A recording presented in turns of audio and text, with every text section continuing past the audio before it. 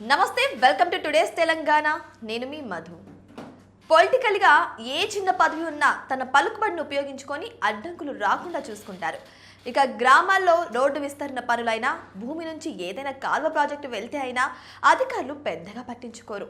ఇక రాజకీయ పదవి ఉంది కదా అని సింపుల్గా వదిలేస్తారు. అధికారులు నిజాయితీగా ఉందామని ముందుకు వెళ్తే ఇక అంతే సంగతులు. వార్నింగుల మీద వార్నింగులు తప్పవు. అలాంటిది ఏకంగా సీఎం రేవంత్ రెడ్డి స్వగ్రామం కొండారెడ్డిపల్లిలో అధికారులు రోడ్డు విస్తరణ పనులు చేపట్టారు. ఈ పనుల్లో భాగంగా ఏకంగా ముఖ్యమంత్రి ప్రహరీ గోడనే కూలగొట్టేశారు. అయితే అధికారులు ఎలాంటి భయానికి లోను కాకుండా సీఎం ఇంటి ప్రహరీ కూల్చడం అందరికీ ఆశ్చర్యానికి గురి చేసింది. అయితే అధికారులు చేస్తున్న పనిని ముఖ్యమంత్రి అడ్డుకోకుండా గోడ కూల్చడానికి వెంటనే గ్రీన్ సిగ్నల్ ఇచ్చారు. ప్రస్తుతం సీఎం రేవంత్ రెడ్డి వైఖరి అందరికీ ఆదర్శంగా నిలిచింది.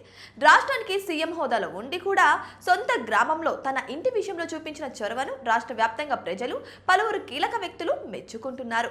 తన ఇంటి ప్రహరీ గోడ ముఖ్యం కాదు, విలేజ్ డెవలప్మెంటే ముఖ్యమంటూ అందరికీ ఒకే రూల్ ఉండాలని వ్యవహరించిన సీఎం తీరును అందరూ అభినందిస్తున్నారు.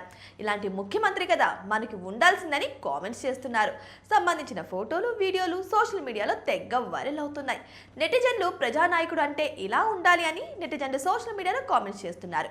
గ్రామాభివృద్ధి కోసం తన వ్యక్తిగత ఆస్తులను కూడా త్యాగం చేయడానికి సిద్ధపడ్డాం, గ్రేట్ కదా అని అందరూ రాసుకొస్తున్నారు. ఇక కాంగ్రెస్ పార్టీ కూడా తన అఫీషియల్ ట్విట్టర్ అకౌంట్లోనూ సంబంధించిన ఫోటోలను పోస్ట్ చేసింది.